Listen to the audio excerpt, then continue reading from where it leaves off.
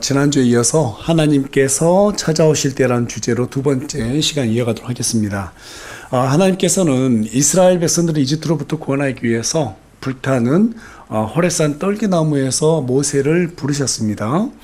그때 모세는 Here I am, 내가 여기 있습니다 라고 응답하면서 자신을 내어드리는 믿음으로 화답했다는 사실을 우리가 지난 시간에 살펴보았습니다. 하나님의 부르심은 항상 부담과 함께 찾아옵니다. 그 부담은 희생과 헌신을 요구하기 때문에 피하고 싶은 마음도 함께 찾아오지요. 그때 모세처럼 우리가 내 자신을 내어드리겠다라고 그렇게 생각하면 이전에는 피하고 싶었던 고생이 하고 싶은 고생으로 바뀐다고 여러분께 말씀을 드렸습니다. 하지만 하나님의 부르심을 외면하는 사람은 하나님을 경험할 수 있어요, 없어요? 경험할 수 없어요. 그래서 하나님을 흥미거리나 호기심의 대상으로 여기게 됩니다. 불행하게도 교회에는 이 두 부류의 사람들이 섞여 있어요. 그 내용이 사도행전 8장에 기록되어 있는데요. 조금 더 우리가 자세히 좀 들여다보고 오늘 본문 말씀 계속해서 이어나가기를 원합니다. 사도행전 8장에 가서 보면 빌립이 성령으로 충만해서 큰 권능들을 일으켜요. 그로 인해서 마술사 시몬이라는 사람이 예수님을 믿고 침례를 받게 됩니다. 이후에 베드로하고 요한이 그 말을 듣고 그 도시로 와서 사람들에게 기도해주고 또 안수해주게 되죠. 그래서 사람들이 성령을 뵙게 되는데 그 모습을 시몬이 보게 됩니다. 그럴 때 시몬이 이 베드로하고 요한한테 무엇이라고 말하는가? 우리 다 같이 사도행전 8장 18절 말씀 한 목소리 읽어보겠습니다. 시작. 사도들이 안수하여 성령님을 받게 하는 것을 시몬이 보고 사도들에게 돈을 주며 이르되 이 권능을 내게도 주어 내가 누구에게든지 안수하면 그가 성령을 받게 하여 주소서 하였으나. 여러분, 하나님을 흥미거리나 호기심의 대상으로 여기는 사람은요, 하나님의 사역, 또 하나님께서 우리에게 복음을 주시고자 하는 그 의도에 대해서는 전혀 관심을 두지 않습니다. 오직 눈에 보이는 신기한 것들에 쫓아가게 돼 있어요. 여러분, 그런 시몬에게 베드로가 뭐라고 말했어요?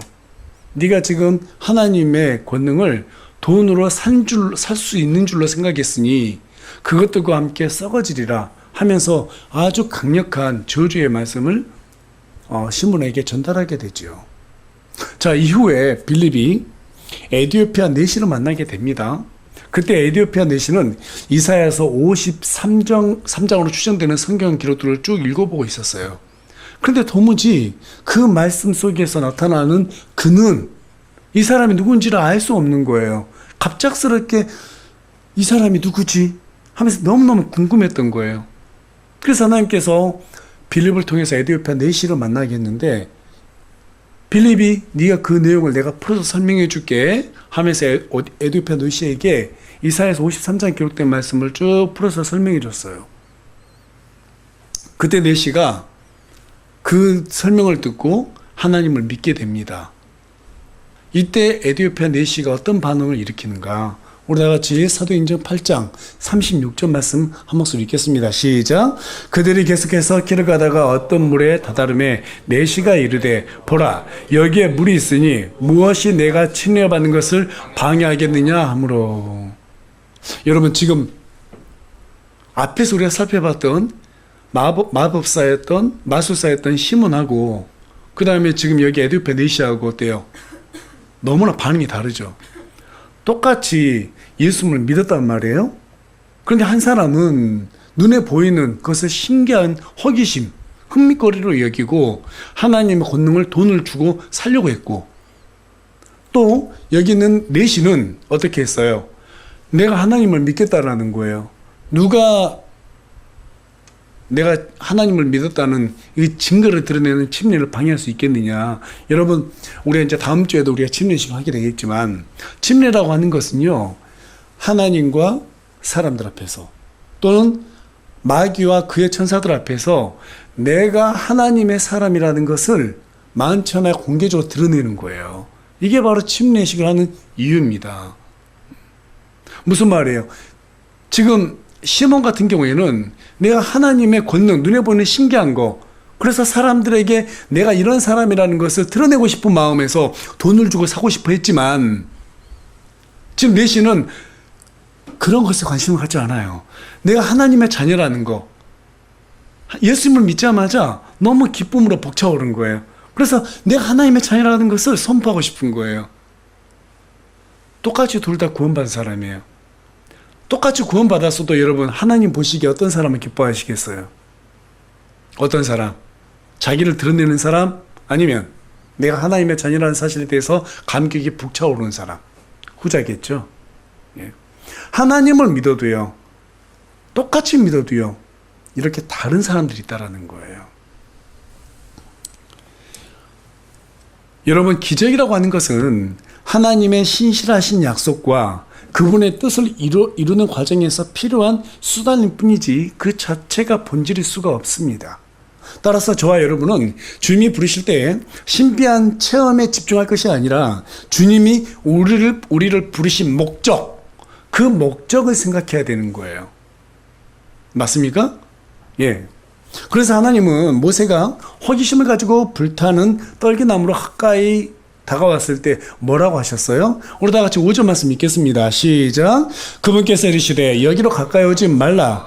내가 서 있는 곳은 거룩한 땅이니 내 발에서 신을 벗으라 하시고, 하나님은 우리가 그분을 흥미의 대상 또는 호기심의 대상? 그렇게 여기기를 원치 않으세요. 오히려 우리와 인격적인 관계를 원하세요. 어떤 관계라고요? 인격적인 관계. 여러분, 성경을 보게 되면 하나님께서 기뻐하신다는 그러한 기록도 나와 있고요. 하나님께서 슬퍼하신다는 기록도 나와 있고요. 하나님께서 진노하셨다라는 그러한 내용들도 나와 있어요. 그렇죠? 예. 무슨 말이에요? 우리 하나님은 우리와 똑같이 인격적으로 뭔가를 공감할 수 있다라는 거예요. 하나님은 우리가 슬퍼할 때 함께 슬퍼하시길 원하시고, 우리가 기뻐하실 때 함께 기뻐하시길 원하세요. 예. 또 우리가 잘못했으면 하나님께서 어때요? 분노하기도 하십니다. 하나님은 그런 인격적인 관계를 갖기를 원하시지, 하나님을 막 신비한 대상으로 여기고, 우와, 하나님으로 인해서 내가 막 그런 신비한 어떤 체험을 해서 자랑하고 나를 갖다가 막 어떤 마치 뭐가 있는 것처럼 특별하게 하나님으로부터 쓰임받는 사람처럼 그렇게 드러내기를 원치 않는다는 거예요. 그래서 우리 하나님께서는 호기심을 가지고 접근해 오던 모세에게 가까이 오지 말라라고 책망하신 다음에 뭐라고 말씀하셨어요? 내가 서 있는 곳은 거룩한 땅이니 신을 벗으라 라고 말씀하셨어요. 여기에서 거룩한 땅이라고 하는 것은 하나님이 임재하신 곳을 의미합니다. 또 신을 벗으라는 것은 거룩을 요구함과 동시에 그동안 네 뜻대로 네가 원하던 대로 살아왔던 그 길에서 당장 떠나라, 이런 말이에요. 이제 주님이 원하는 길로 걸어가라, 이 명령이십니다. 여러분, 거룩은 죄에서 분리되는 것이지만 그 목적은 하나님의 길을 걷게 하는 데 있어요. 이 시대 가운데 교회는 하나님의 임재가 있는 거룩한 곳입니다. 맞습니까? 하나님의 임재가 있는 거룩한 곳이에요. 교회라고 하는 것은 건물이 아니라 고린도전서 1장 2절에 기록된 바와 같이 하나님을 믿는 성도들의 모임이에요. 저와 여러분이 이 한 자리에 모였죠? 건물이 아니고 우리의 모임, 집회, 이게 지금 바로 교회라는 거예요. 따라서 우리가 모였을 때 하나님 앞에서 어떤 모습이 된다라는 거예요? 거룩한 모습을 가져야 된다라는 거예요. 거룩한 모습. 세상적인 모습이 아니라 하나님이 기뻐하시는 세상과 구분된 그러한 모습을 우리가 가져야 된다는 것입니다. 또 이 교회라고 하는 것은 우리가 어떤 목적으로 모였어요? 그리스도를 믿으면 누구든지 지옥으로부터 벗어나 구원을 얻을 수 있다라고 하는 복음이죠. 이 복음으로 사람들의 생명을 살리기 위해서 모였어요. 네. 그런 의미에서 오늘 본문은 우리에게 자신의 뜻을 이루기 위해서 너희들이 살 것이 아니라 하나님의 뜻이 있는 곳을 향해 거룩하게 그분의 뜻을 이루기 위해서 살아야 된다라고 하는 그런 메시지를 담고 있어요. 그러자면 먼저 거룩한 삶을 체득해야 되겠죠. 우리 예수님은 아버지 하나님을 부르실 때 사랑의 하나님이라고 부르지 않으셨어요. 거룩하신 하나님이라고 부르셨어요. 거룩이란 죄와 구분된 상태이고 하나님을 대표하는 성품이기 때문에 우리 예수님께서 거룩하신 하나님 이렇게 부르셨다는 거죠. 하나님께서 불타는 떨기나무에서 모세를 부르시는 것은 모세의 소명을 드러내기 위한 의도도 있었지만 그 외에도 신명기 4장 24절, 이브리서 12장 29절에 기록된 것처럼 하나님은 죄를 소멸시키시는 거룩한 불이라는 사실, 그 사실을 동시에 드러내기 위한 의도도 여기에 포함되어 있다고 보여집니다. 그러나 사람들은 거룩하신 하나님을 두려워하지 않고 있어요. 그 이유가 무엇인가? 첫 번째, 자기 편의적으로 사람들과 비교함으로써 내가 거룩한 사람이라는 사실을, 이 거룩에 대한 개념을 이해하고 있기 때문입니다. 다시 한번 말씀드립니다. 그 이유는 첫째, 자기 편의적으로 거룩이라는 개념을 이해하고 있기 때문이라는 거예요. 누가복음 18장 9절에서 14절에 가서 보면 우리 주님께서 바리새인과 세리의 비유를 든 장면이 기록이 되어 있습니다. 어느 날 이 두 남자, 바리새인과 세리 이 두 남자가 기도하러 성전에 올라갔어요. 한 사람은 사람들에게 존경받는 바리새인이었고 한 사람은 모든 사람에게 질타를 받는 죄 있는 취급받는 세리였습니다. 이 세리는 어떤 사람이에요? 세금을 걷는 사람들이잖아요. 사람들에게 강제로 세금을 징수해가지고 빼앗는 사람들이었어요. 그래서 얼마나 사람들이 싫어했겠어요. 반면에 바리새인들은 하나님의 거룩함을 얘기하면서 거룩하게 살아야 된다고 말했던 사람이었어요. 그러니 사람들은 어떤 사람을 좋아했겠어요? 당연히 세리보다는 바리새인을 좋아했겠죠. 자, 그런데 바리새인이 성전 앞에 다 서서 기도하는 거예요. 여러분, 기도할 때 뒷부분 어떻게 기도하죠? 무릎 꿇고 기도하죠. 아니면 교회 와서 이렇게 앉아서 기도하잖아요. 그런데 다 사람들 본 앞에서 제일 앞에 딱 서가지고 다 손들며 막 기도하는 거예요. 한번 상상을 해보세요. 그래서 뭐라고 기도하냐면, 하나님, 저는 다른 사람들처럼 도둑질이나 간음죄를 짓지 않았습니다. 불의하지도 않았습니다. 저는 저기 있는 세리처럼 살지도 않았습니다. 저는 일주일에 2번씩 금식하고요. 그리고 또 제 소득의 11조를 충실하게 꼬박꼬박 드리고 있습니다. 내가 저 세리처럼 살지 않도록 해주셔서 감사합니다. 사람들이 다 듣도록 크게 기도하는 거예요. 한편 뒤에 있던 세리는 어떻게 기도하냐면 고개조차도 들지 못하고 가슴을 치면서 눈물을 흘리면서, 하나님, 저를 불쌍히 여겨주십시오. 저는 죄인입니다. 라고 그렇게 호소하며 기도했습니다. 여러분, 그날 하나님께서 의롭다고 인정하신 사람은 누구일까요? 바리새인일까요? 세리일까요? 세리입니다. 하나님이 원하시는 거룩은 죄를 자백하고 죄 문제를 해결하는 것이지 남을 깎아내리면서 남의 죄를 갖다가 정죄하는 것이 아닙니다. 그것으로 인해서 우쭐대면서 자신을 드러내는 게 아니에요. 여러분, 우리 하나님은 거룩하신 하나님이시지만 또 우리가 죄를 지으면 그 죄 때문에 분노하시기도 하지만 분노하시기 전에 가장 먼저 걱정하시는 분이세요. 하나님을 떠나면 마음의 평강을 누릴 수 있어요, 없어요? 누릴 수가 없어요. 자유함을 누릴 수 있어요, 없어요? 누릴 수 없어요. 하나님과 함께하는 복을 받아 누릴 수가 없어요. 하나님은 우리가 죄를 지으면 그 어떤 지경에 이를까 봐서 걱정부터 하시는 분이세요. 걱정부터 하시는 분이세요. 마태복음 7장 가서 보면은요, 저는 참 우리 하나님의 사랑이 느껴지는 대목이 뭐냐면, 구하라, 찾으라, 두드리라 하잖아요. 구하는 이마다 구할 것이요, 찾는 이마다 찾을 것이요, 두드리는 이마다 다 열게 주셔서 다 받아 누리게 해준다는 거예요. 자, 그런데 더 은혜가 서는 건 뭐냐면, 아버지가 아들이 빵을 달라 하는데 돌을 줄 자가 어디 있느냐. 아들이 자식이 생선을 달라는데 뱀을 집을 자가 어디 있냐는 거예요.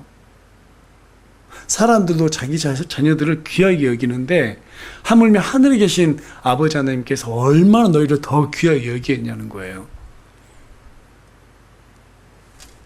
육신의 부모보다 하나님 우리를 더 사랑하세요. 그래서 저와 여러분이 비록 거룩하게 살아야 된다는 걸 알아요. 하지만 살다 보면 어때요? 하나님의 거룩하심을 어길 때가 있지요. 그렇죠? 그때 우리가 하나님을 막 두려워하고 날 징계할 거야. 아니요. 하나님께서는 바로 징계하지 않으세요. 하나님께서 우리를 징계하시는 것도 사랑하기 때문에 그러는 거예요. 다시 돌아오라고 하나님께서 부르기 위한 메시지로서 그렇게 하시는 것이지, 우리가 너 그래서 가만 안 둬 막 몽둥이 때리고 절대 그렇게 사랑 없는 분이 아니세요. 우리 하나님은 우리를 불쌍히 여기시는 분이세요. 국민의 하나님이세요. 그래서 하나님은 우리가 언제든지 죄를 자백하면 하나님께서는 기쁘게 그 죄를 용서해 주시는 거예요. 그 용서해 주시면 그 죄가 다 사라지잖아요. 그렇죠? 그때 우리는 거룩해지는 거예요. 하나님께서는 다시는 그것을 기억하지 않으세요. 여러분, 우리를 용서해 주신 하나님, 그 하나님을 기뻐하시기 바랍니다. 그게 거룩이에요. 사람들이 거룩하신 하나님을 두려워하지 않는 두 번째 이유는요, 드러나지 않는 죄는 죄라고 여기지 않기 때문입니다. 그 대표적인 좋은 예가 다윗이에요. 어느 날 다윗이 궁전을 거니다가 목욕하고 있는 밧세바를 보고 정욕을 품게 됩니다. 그런데 하필이면 그 밧세바라고 하는 여인이 자신에게 가장 충직하게 정말로 충성을 다하는 신실한 우리아의 아내였어요. 사람 같으면 자기에게 그렇게 충성한 부하의 아내를 갖다가 범하면 되겠어, 안 되겠어요? 당연히 그럴 수 없죠. 그럼에도 불구하고 다윗은 밧세바를 강제로 범했습니다. 그리고 아이를 가졌다는 소식을 듣게 돼요. 다윗은 급하게 자신의 죄를 덮기 위해서 요압 장군에게 우리아를 죽이라고 명령합니다. 그리고 요압은 가장 위험한 전투 지역에다가 우리아를 배치하고 병력들을 다 빼버리죠. 그리고 결국 우리아는 전장에서 죽게 됩니다. 이후에 요압이 다윗에게 와가지고 전투에서 패배했다는 소식을 전하게 됩니다. 그 소식을 들었음에도 불구하고 다윗은 그것을 중요하게 생각하지 않아요. 다만 다윗의 목적은 뭐였어요? 죄만 어떻게든 내 죄만 숨길 수만 있다면 그 어떤 대가를 치르더라도 괜찮지 않겠다는 생각뿐이었어요. 여러분, 그곳에서 우리아만 죽었던 게 아닙니다. 수많은 병사들도 함께 죽었어요. 다시 말해서 다윗은 우리아만 죽인 게 아니에요. 죄 없는 많은 자신의 병사들까지 다 죽게 만든 겁니다. 우리는 종종 우리아 한 사람을 죽였다고 해서 하나님께서 왜 저렇게 진노하시나 그렇게 생각할 수 있지만 아니에요. 우리아 한 사람을 죽이기 위해서 많은 군사들을 다 죽인 겁니다. 다윗은 우리아가 죽었다는 소식을 듣고 다행으로 생각했습니다. 우리아가 죽었으니 자신의 죄는 영원히 덮어질 것이라고 생각을 했어요. 그러나 하나님께서 아시잖아요. 하나님께서 누굴 보내셨어요? 나단을 보내셨어요. 그러면서 나단을 통해서 다윗의 죄를 여과 없이 전부 다 드러내게 만드셨습니다. 죄가 드러나자 다윗은 그제서야 죄책감에 시달리게 되죠. 아, 들켰구나. 하나님이 아시는구나. 그때 정신이 번쩍 드는 거예요. 도대체 왜 그런 짓을 했지? 다윗은 자기 자신조차도 이해할 수 없었어요. 여러분, 다윗이 어떤 사람이에요? 한때는 15살밖에 안 된 소년 시절에 거인 골리앗을 문맷돌 하나로 쓰러뜨렸던 사람 아니에요? 왜 쓰러뜨렸어요? 이 블레셋 장수 이방인이 하나님의 군대를 모욕했다는 이유였거든요. 그것을 도저히 못 견디겠다 해서 문맷돌 하나를 두고 하나님을 모욕했던 거인 골리앗을 때려 눕혔어요. 그의 칼을 빼가지고 목을 베어가지고 그 수급을 들고 와서 이스라엘 백성들에게 용기를 불어넣어줬던 그러한 사람이었습니다. 수많은 전투에 나갔어요. 다 승리하게 됩니다. 어찌겠으면 백성들이 다윗을 뭐라고 그래요? 만만이라고 하잖아요. 그렇죠? 사울은 수천이지만 다윗은 만만이다. 이겼다 하면 이기는 거예요. 백성들의 신망을 받았습니다. 왕이 돼서도 전투에 나가면 다 이겼어요. 하나님이 함께 줬다는 것이죠. 그래서 우리 하나님께서는 다윗이 얼마나 마음에 기뻤든지 마음에 합한 자라고 그렇게까지 칭찬해 줬던 사람이었어요. 다윗은 누구보다도 양심적인 사람이었습니다. 누구보다도 하나님의 마음을 잘 알았던 사람이었고 하나님의 말씀을 누구보다도 잘 깨닫고 알고 기도했던 사람이었습니다. 그런 다윗이 왜 이런 죄에 걸려 넘어지고 말았을까요? 정욕이 다윗의 양심을 마비시키고 지배했기 때문입니다. 여러분, 다윗을 통해서 알 수 있는 것처럼 양심은요, 합리화시키면 무뎌지기 때문에 믿을 것이 되지 못합니다. 맞습니까? 율법은 죄를 깨닫게 해줄 수는 있지만 죄를 치료해 줄 수는 없어요. 옳고 그름을 분별하고 성경을 많이 한다고 해서 우리가 거룩해지는 게 아니에요. 여기에서 많은 사람들이 착각한단 말이에요. 성경 많이 알고 내가 옳고 그름, 선과 악을 분별할 줄 알면 절대로 죄를 범하지 않겠지? 그렇지 않습니다. 저와 여러분이 인정하고 받아들여야 될 것은 죄는 곧 세력이고 하나의 힘이라는 사실이에요. 이 부분은 우리가 철저하게 인정해야 돼요. 자, 그렇다면 어떻게 해야지 저와 여러분이 거룩한 삶을 살아낼 수 있을까요? 여러분, 이 부분도 다윗으로부터 우리가 해답을 얻을 수 있는데요. 다윗이 언제 죄를 범했죠? 고난 가운데 힘겨워하면서 하나님께 의지했을 때는 죄를 범하지 않았습니다. 어떤 죄도 범하지 않았다고 성경 우리에게 말해주고 있어요. 다윗이 죄를 범했을 때는요, 왕이 되어서 먹고 살만하고 안정되고 풍요로워졌을 때 밧세바를 범하는 죄를 짓게 됩니다. 광야에서 이스라엘 백성들이 언제 적들에게 패배했는지 여러분 잘 살펴보세요. 하나님과 바른 관계를 유지했을 때는 늘 승리했습니다. 그런데 언제 패배했느냐면 신앙적으로 늘 나태했을 때 이때 패배하게 돼요. 그때마다 우상을 숭배하게 되잖아요. 그들이 패배한 원인은 원수가 강했기 때문이 아니라 나태해졌기 때문이었어요. 죄는 게을러지고 나태해졌을 때 그 틈새를 비집고 들어와서 우리를 점령하고 맙니다. 제가 그래서 여러분에게 게으르면 안 된다는 거예요. 나태해지면 안 된다는 거예요. 여러분, 일하지 않으면 돈만 쓰니까 자연스럽게 가난해집니다. 맞죠? 그런데 일을 열심히 하면 돈을 쓸 시간이 없으니까 자연스럽게 돈이 모여져요. 그래서 부유해지는 것처럼 신앙생활도 마찬가지예요. 저와 여러분이 거룩한 삶을 살기 원한다면 부지런해야 돼요. 어떻게 해야 된다고요? 부지런해야지 돼요.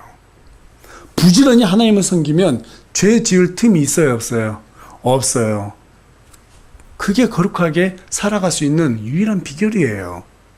반대로 게으르고 나태하면 생각이 여러 가지 생각들이 하루에 우리 5만 가지가 우리를 지배하게 돼요. 거기에는 대부분 탐욕스럽고 정욕에 사로잡히는 그러한 생각들이에요. 그래서 목회자는 혼의 구원을 위해서 성경을 부지런히 조사하고 탐구하고 기도와 말씀 사역에 힘써야 된다라고 베드로전서 1장 10절, 사도행전 6장 4절은 우리에게 말해주고 있습니다. 또 그리고 지체들은 서로 사랑과 애정으로 섬기는 일을 게을리하지 말라고 말하고 있고요. 질서에 복종하고 부지런히 모이라고 로마서 12장 10절에서 11절, 히브리서 10장 24절에서 25절, 13장 17절을 통해서 우리에게 말해주고 있습니다.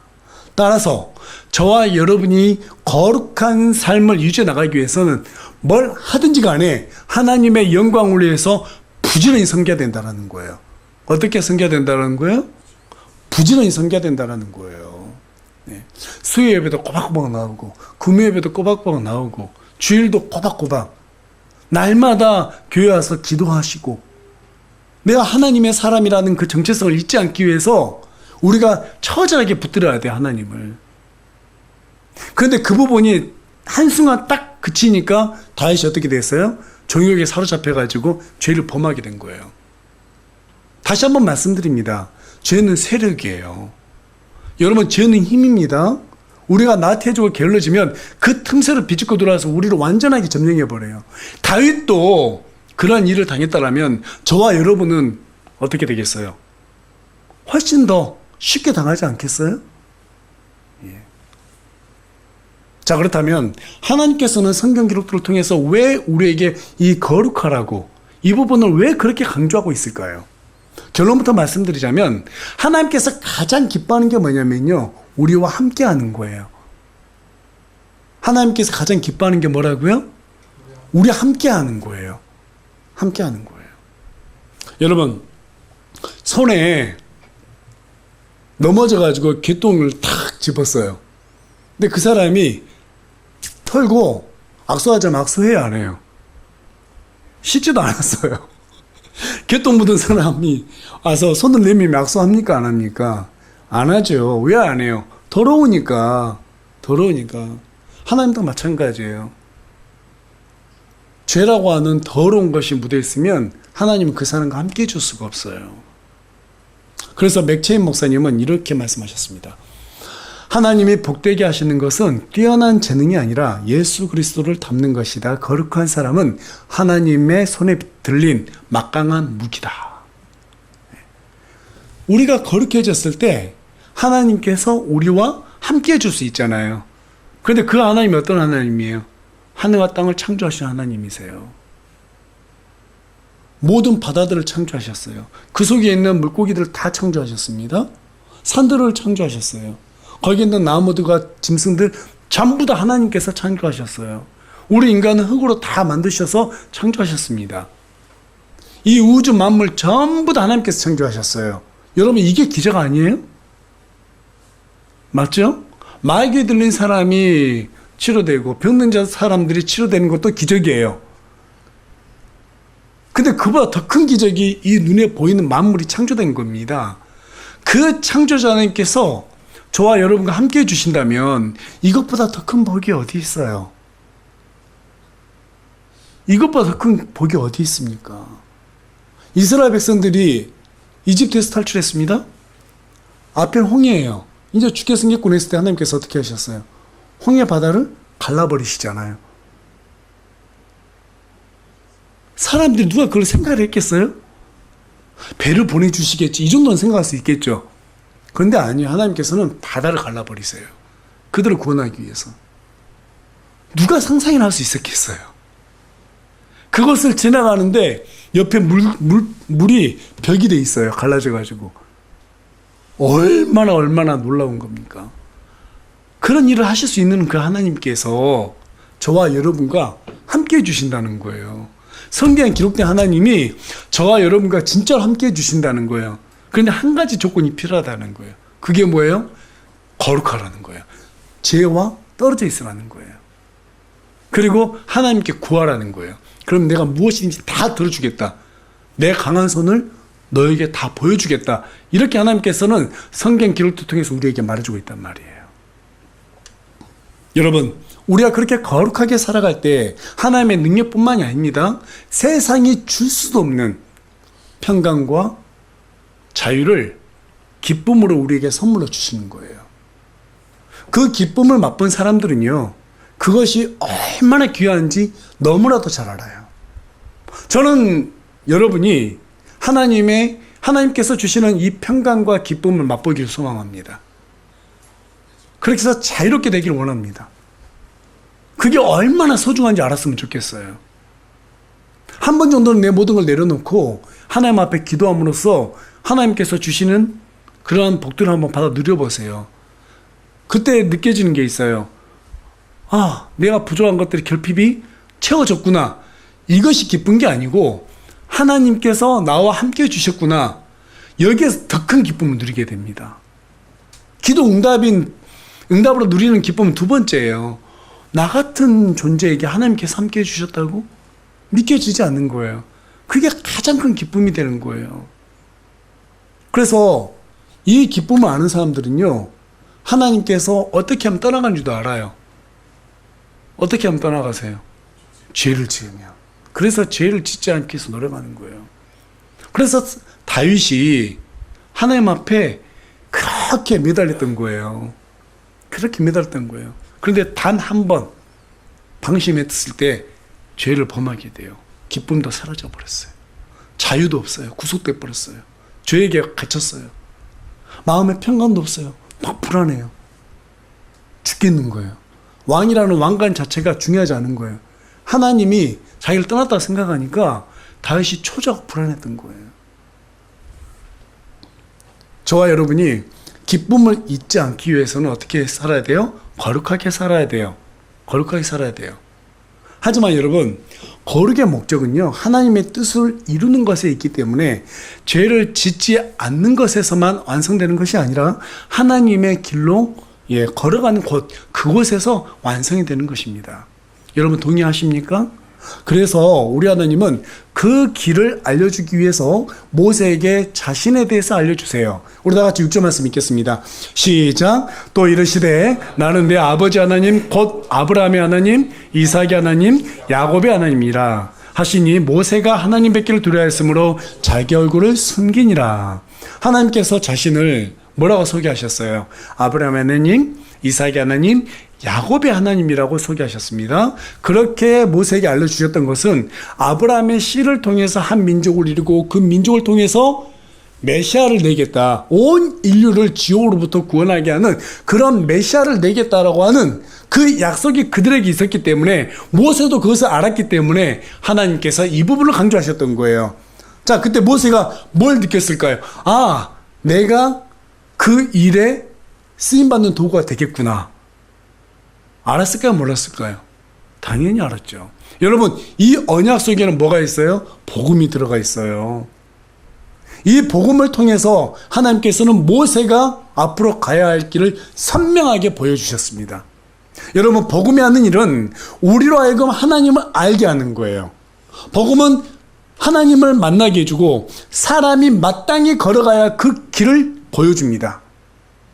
모세가 이 메시지를 통해서 자신이 앞으로 어떻게 살아가야 될 것인지, 어떤 길을 걷게 될 것인지 알게 됐습니다. 그런데 그 길은 너무나도 부담스러운 일이었어요. 상상할 수 없는 엄청난 일이었어요. 여러분, 250만 명을 갑작스럽게 이집트에서 빼내고 그들과 함께 가나안 땅으로 가야 된다? 그 일을 누가 감당할 수 있겠어요? 그 일을 생각하니까 너무너무 두려운 거예요.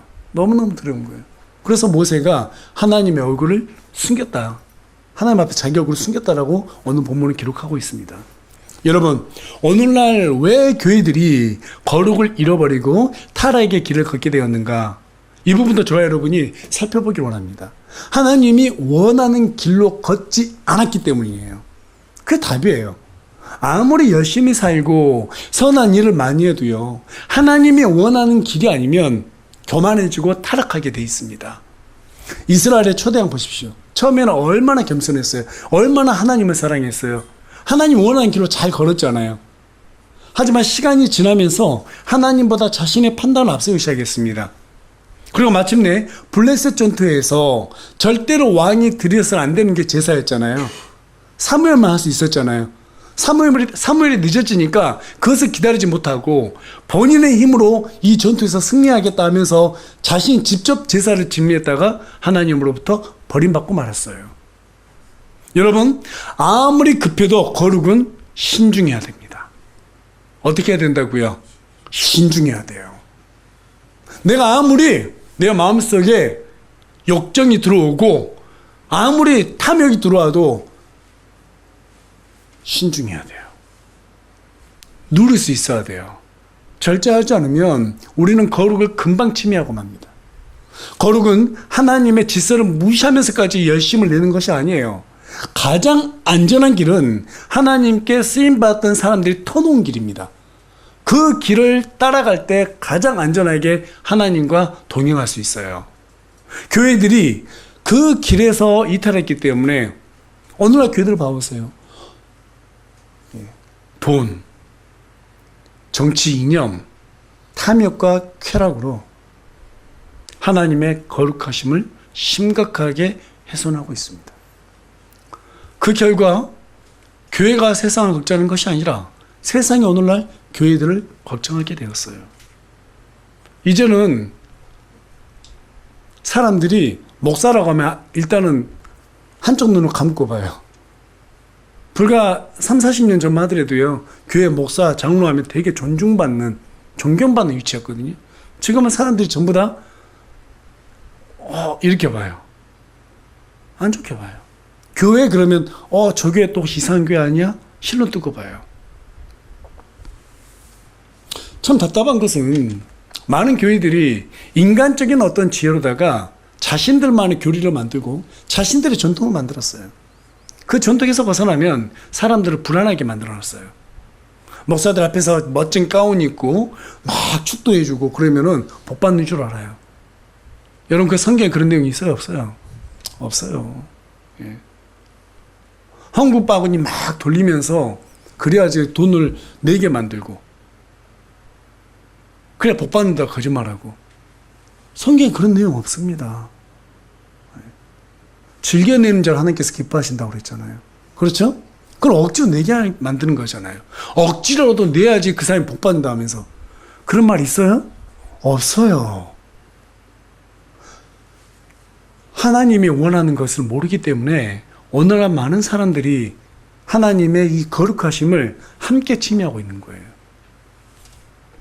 그렇다면 성경은 우리에게 어떤 거룩한 모습을 요구하시는가? 우리 다 같이 에베소서 4장 24절에서 25절 말씀 읽겠습니다. 시작.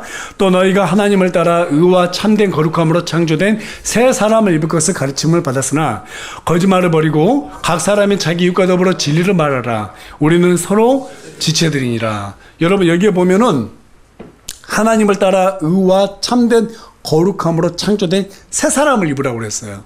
저와 여러분은 과거 예수님 몰랐을 때는 옛사람이었어요. 맞죠? 근데 예수님을 믿는 순간에 우리는 어떻게 됐어요? 옛사람은 버리고 새 사람을 입게 됐다 이 말이에요. 새 옷을 입었다라는 거예요. 여러분 하얀 새 옷을 입었어요. 근데 거기에 밥 먹다가 김치국물 한 번 툭 띄워도 어때요? 금방 보이잖아요. 그렇죠? 그 튀지 않기 위해서 어떻게 앞치마 같은 거 입고 막 그러잖아요. 조심하려고. 그렇게 살라는 거예요. 죄가 나에게 묻지 않도록 조심히 살라는 거예요. 그러려면 어떻게 해야 되느냐? 옛사람의 습성. 여러분 옛사람은 누구의 자녀였어요? 마귀의 자녀였잖아요. 근데 마귀는 거짓의 아비라고 성경은 말해주고 있죠. 제일 중요한 게 뭐냐? 거짓을 버리라는 거예요. 거룩한 모습은 거짓이 없어야 된다는 겁니다. 교회가 하나님의 거룩하심을 드러내려면 가장 먼저 거짓된 우리의 모습부터 버려야 됩니다. 죄를 짓고 싶을 때 어때요? 우리 자신부터 속이잖아요. 교묘하게. 합리화시키잖아요. 그것도 거짓말이잖아요. 맞죠? 거짓을 다 버려야 된다는 거예요. 거짓을 버린다는 것은요, 앞서 설명드린 바와 같이 남들과 비교해서 마치 자신이 거룩한 사람인 것처럼 꾸미지 않는 것입니다. 다윗처럼 들키지 않으면 괜찮다는 식으로 양심을 속이지 않는 거예요. 그렇게 거짓을 버리고 진리를 붙들면 주님께서 원하시는 길을 걸을 수 있게 됩니다. 그렇게 했을 때 하나님께서 우리에게 어떤 복을 주신다고 성경 우리에게 약속하고 있는가? 자, 우리 다 같이 출애굽기 19장 5절에서 6절 말씀 한 목소리 읽겠습니다. 시작. 그러므로 이제 너희가 참으로 내 목소리에 순종하고 내 언약을 지키면 너희는 내게 모든 백성들보다 뛰어난 특별 소유 보물이 되리니 이는 온 땅이 내 것이 되기 때문이더라. 또 너희는 내게 제사장 왕국이 되며 거룩한 민족이 되리라. 네가 이스라엘 자손에게 고할 말들이 이러하니라 하시니라. 여러분, 복음을 위해서 진실하고 부지런히 거룩한 길을 걷게 되면 우리 하나님께서 저와 여러분을 특별한 백성으로 삼아주신다고 약속하셨어요. 여러분 이 말씀 믿으십니까? 성경은 절대 거짓말하지 않아요. 거짓을 버리고 정말 주의 복음을 위해서 거룩한 태도로 하나님 앞에 하나님이 원하시는 길을 걸으면 특별 백성이 되게 해준다는 거예요. 여러분 이 말씀이 무슨 말인가 하면 특별히 하나님께서 내가 너와 함께 해주겠다는 거예요. 특별히 함께 해주겠다는 거예요. 여러분 거룩의 선순환은 부지런하게 주님의 길을 걷는 거예요. 주님을 섬기는 거예요. 어떤 일이 있어도 주님의 명령을 사랑하고 부지런히 지켜서 하나님의 귀한 길, 복된 길을 따라갈 수 있는 저와 여러분이 되기를 간절히 소망합니다. 간절히 소망합니다. 예. 자, 우리 옆 사람 또 앞뒤 사람 보면서 함께 좀 이렇게 나눠봤으면 좋겠어요. 부지런히 삽시다. 예.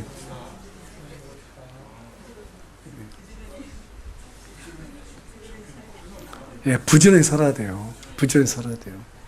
부지런히 살면, 하나님을 위해서 부지런히 살면 하나님께서 저와 여러분을 특별한 백성으로 삼아주신다는 그 말씀 잊지 마시고, 이번 한 주간도 정말 내가 부지런히 살아야겠다. 말씀도 게을리 보지 말고, 기도도 부지런히 하고, 예, 날마다 하나님을 묵상하고, 그렇죠? 날마다 우리가 틈만 나면 예배 가운데로 오고, 또 어떻게 하면 우리 지체들을 사랑하고 섬길 수 있을까? 또 최대한 모임에 힘써야 돼요. 마지막 때가 다가와서 더 모이라고 그랬잖아요. 모여야 돼요. 하나님의 말씀 듣는 것을 기뻐해야 돼요. 그리고 그 말씀을 듣고 행했을 때 하나님께서 약속하셨지. 나에게 이러한 복을 준다고. 이걸 생각하면서 여러분이 늘 기쁨 가운데서 정말 평강을 누리고 자유함을 누리기를 간절히 소망합니다.